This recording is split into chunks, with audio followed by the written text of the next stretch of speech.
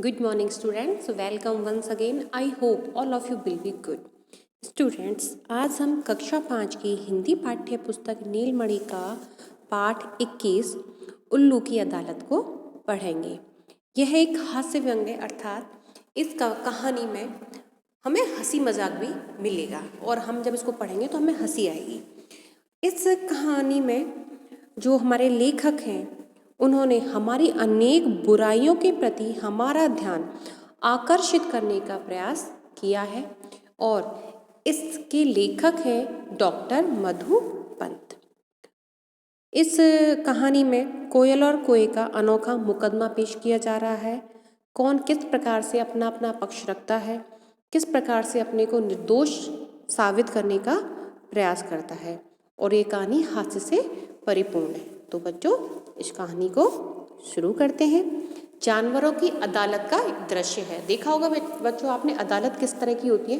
सामने न्यायाधीश की कुर्सी होती है, एक साइड में एक का वकील होता है, उसके सामने दूसरा वकील होता है और सामने लोगों के लिए बैठने के लिए कुर्सियां लगी होती हैं।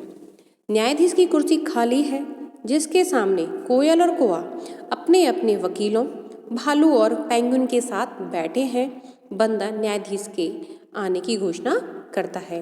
कोयल का वकील भालू है और कौए का वकील पेंगुइन है। न्यायाधीश के रूप में उल्लू चश्मा पहने हुए काले कोट में प्रवेश करता है। उल्लू बना है न्यायाधीश। सभी लोग खड़े होकर अभिवादन करते हैं।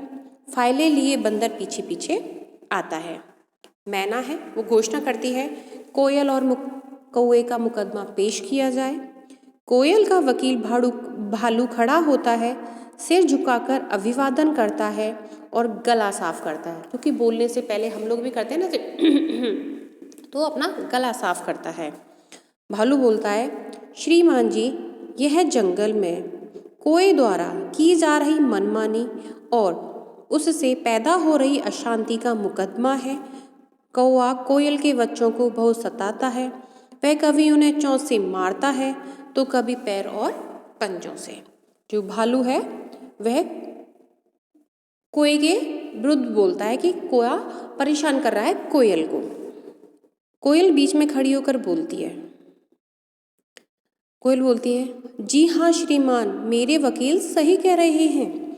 उल्लू बोलता है, आप बीच में मत भूलिए, अदालत के नियमों का ध्यान रखिए। अगर आपको कुछ कहना ही है या आप कुछ कहना चाहती हो तो कटघरे में आकर कहिए। कोयल कटघरे में आ जाती है। उल्लू बोलता है, अब आप कसम खाकर कहिए कि जो भी कहेंगी सच कहेंगी। कोयल बोलती है, बीच में बात काट कर बोलती है, श्रीमान जी, मैं आज कसम कैसे खा सकती हूँ, आज मेरा उपवास है। सभी जानवर हंसने लग जाते हैं। उल्लू हथौड़े को पीटकर, ऑर्डर ऑर्डर, देखिए आप अदालत का समय बर्बाद कर रही हैं। जंगल संहिता की कसम खाइए। बंदर जंगल संहिता लेकर आता है। कोयल जंगल संहिता उठाकर आंसू पोंछने का नाटक करती है। कोयल रुआसी रोने जैसी आवाज में बोलती है, मैं जो भी कहूँगी सच कहूँगी, सच के सिवा कुछ भी नहीं कहूँगी।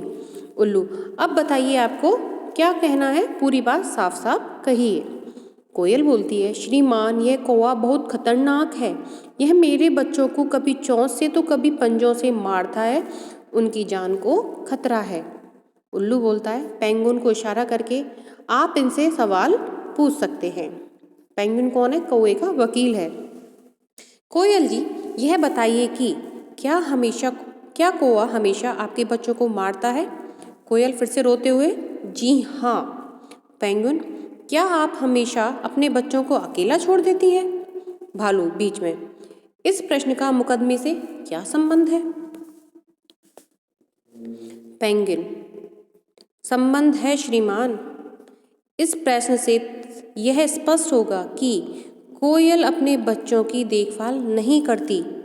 अच्छा कोयल जी, यह बताइए कि आपका घर कहाँ है? भालू बीच में फिर बोलता है, श्रीमान, यह प्रश्न तो बिल्कुल असंगत है, मतलब इसका इस मुकदमे से कोई लेना देना नहीं है। पेंगुइन, असंगत नहीं है श्रीमान, असल में कोयल अपना घर बनाती ही नहीं है। क्यों कोयल जी? कोयल चुप हो जाती है। कौआ बीच में बोल उठता है। कौआ, श्रीमान, यह कोयल अपने अंडों को चुपचाप से मेरे घोंसले में छोड़ जाती है। मैं और मेरी पत्नी इसके अंडे सेते हैं, इसके बच्चे पालते हैं और यह इधर उधर घूमती रहती है। आपने कहानी भी सुनी होगी कि जो कोयल है वो अपने बच्चों से अंडे देती है और चुपचाप से अपने अंडे कौवे के घोंसले में रख जाती है, क्योंकि कौवे को बहुत सीधा साधा बताया गया है कि उसको पर क्योंकि उसके बच्चे भी काले होते हैं और कोयल के बच्चे भी काले होते हैं, और तो वह उन्हें अच्छे से पालता पोसता है। कोयल, तुम झूठे और मक्कार हो। कौवा, तुम झूठी हो और कामचोर भी। उल्लू, ऑर्डर ऑर्डर। कौवे जी, यदि आपको कुछ कहना है तो कटघरे में आकर कहिए। कौवा कटघरे में आता है। बंदर जंगल संहिता लेकर आता है। कौवा शपथ लेता है। उल्लू, अब कहिए आपको क्या कहना है। कौवा बोलता है, श्रीमान, यह कोयल धोखेबाज है। चुपके से यह अपने अंडे हमारे घोंसले में रख देती है। हम इनके अंडे सेते हैं, बच्चे पालते हैं। यह ना तो अपना घोंसला बनाती है, ना ही अपने बच्चों को पालती है। भालू, वाह वाह कौवे जी, अच्छी कहानी बनाई। आपके घोंसले में कोई अपने अंडे रख जाता है और आपको पता ही नहीं चलता। कौवा, जी हाँ, पता नहीं चलता। अब मैं पढ़ा लिखा तो हूँ नहीं श्रीमान जी, जो अंडे गिन सकूं। देखने में सभी अंडे एक समान दिखाई देते हैं। मेरी पत्नी और मैं अंडे सेते हैं। अंडे सेने का मतलब होता है जो पक्षी होते हैं वो अंडों के ऊपर बैठते हैं और अपनी गर्मी उनको पहुंचाते हैं, जिससे वो अंडा पकता है, उसकी में तभी उसमें से बच्चे निकलते हैं। और जब बच्चे निकलते हैं तो उनका रंग भी एक सा होता है, बिल्कुल हमारे रंग की तरह। हम अपने बच्चों के साथ कोयल के बच्चों को भी दाना चुग चुग कर खिलाते हैं, उड़ना सिखाते हैं। यह धोखेबाज दूर बैठकर देखती रहती है। भालू, इसका मतलब यह हुआ कि जब आपको पता चलता है कि वे आपके बच्चे नहीं हैं, तब आप उन्हें मारते हैं। कौवा चुप रहता है। भालू जोर से, मेरी बात का हाँ या नहीं में जवाब दीजिए। आप कोयल के बच्चों को मारते, डराते, धमकाते हैं या नहीं? कौवा, जब हमें मालूम पड़ेगा कि हमारे साथ धोखेबाजी की गई है तब गुस्सा तो आएगा ही। भालू बोलता है, देखिए श्रीमान, कौवे ने अपनी गलती मान ली। जब इसे पता चला कि जिन बच्चों को यह पाल रहा है ये वह बच्चे इसके नहीं बल्कि कोयल के हैं, तो यह गुस्से में पागल हो जाता है, उन्हें जान से मारने की कोशिश करता है। इसे कड़ी से कड़ी सजा दी जाए। कोयल हंसकर, हाँ हाँ, कड़ी से कड़ी सजा। सभी जानवर हंसने लग जाते हैं। उल्लू, ऑर्डर ऑर्डर। कोयल जी, आप बार बार अनुशासन भंग कर रही हैं। पेंगुइन बोलता है, श्रीमान, यह कोयल केवल धोखेबाज और कामचोर ही नहीं, एक गैर जिम्मेदार माँ भी है।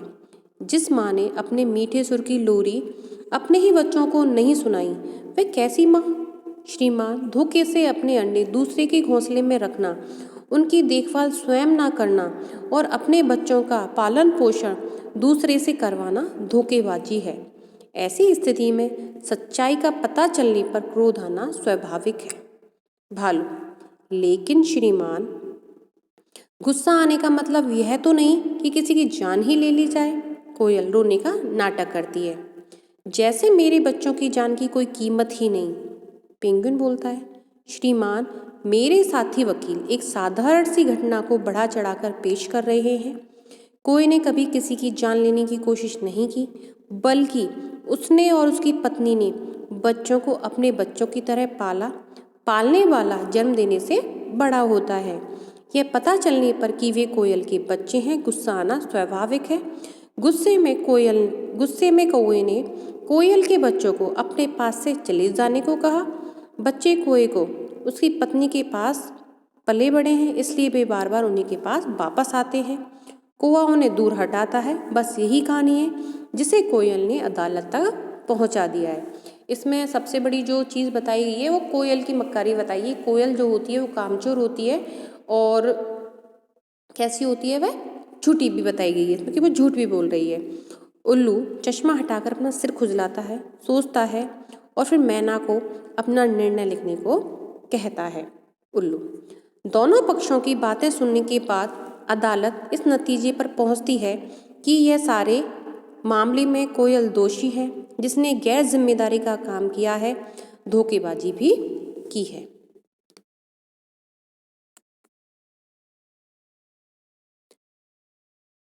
फिर कोयल बोलती है, मैं ऐसे फैसले को नहीं मानती और ना ही ऐसी अदालत को।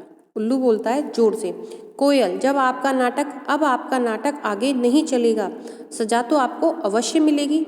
आपने अपने ही बच्चों को माँ की ममता से दूर रखा। आज से आपकी सुरीली आवाज़ आपके पास नहीं रहेगी। जो सुर लोरी नहीं सुना सकते, उनका आपके पास क्या काम। और कोए जी, बच्चों को मारना फटकारना भी गलत है। आप माँ की गलती की सज़ा बच्चों को क्यों देना चाहते हैं? आपको चेतावनी दी जाती है कि आप ऐसी गलती दोबारा नहीं करें और स्कूल जाकर पढ़ाई भी करें, ताकि गिनना जोड़ना सीख जाएं। अदालत की कार्रवाई यहीं खत्म होती है। कोयल कुहू कू गाने की कोशिश करती है पर असफल रहती है और ज़ोर ज़ोर से रोने लगती है। जो अदालत में क्या होता है, निर्णय दिया जाता है तो वह कोयल के खिलाफ होता है और कोयल को सज़ा मिलती है कि उसकी जो सुरीली आवाज़ है वह उसके पास नहीं रहेगी। और न्यायाधीश जो उल्लू जी हैं वो कोए को कहते हैं कि तुम पढ़ना लिखना सीखो और बच्चों को मारना फटकारना अच्छी बात नहीं है, ठीक है, तो तुम पढ़ो लिखो जिससे कि तुम्हारे साथ कोई धोखेबाजी ना कर सके। तो देखा बच्चों कि किस प्रकार इस कहानी में एक दूसरे के प्रति आरोप प्रत्यारोप हो रहे थे और हमें बीच बीच में हंसी भी आ रही थी। तो कहानी अच्छी लगी, अच्छी थी ना, मज़ेदार थी। तो हम शब्दार्थ देख लेते हैं। अदालत का मतलब होता है न्यायालय, जिसको हम कहते हैं कोर्ट। उपवास व्रत। कामचोर आलसी, काम से जी चुराने वाला। क्रोध गुस्सा। न्यायाधीश जज, फैसला करने वाला। असंगत गलत। शपथ कसम लेना। दोषी गलती करने वाला। तो ठीक है बच्चों, और इस कहानी को 1-2 बार पढ़ोगे तो आपको और भी अच्छा लगेगा इसको पढ़ना। तो जो इसका वर्क आएगा होमवर्क, उसको आप अपनी कॉपी में करिएगा अच्छी राइटिंग के अंदर, ठीक है। तो आपका कोर्स समाप्त होता है। धन्यवाद।